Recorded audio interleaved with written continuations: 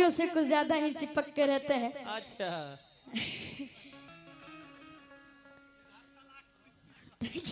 ये गलत गलत बात देखिए, गलत बात बोल रहे हैं कि जब लईकी कमरिया से पातर होले कि उत देखे में ललकी टमाटर होले। शिल्पी दी आपका कमर बहुत पतला है, इधर आइए।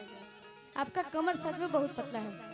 कल्लू भैया इसलिए ना फिदा रहते हैं शादी के बाद भी।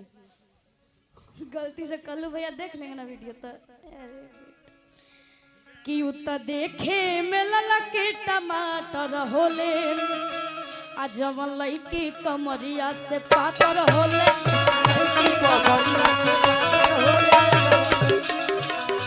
पातर होले उत देखे में ललकी टमाटर होले। उत देखे में ललकी टमाटर होले जवन लईकी कमरिया से पातर होले। कमरिया से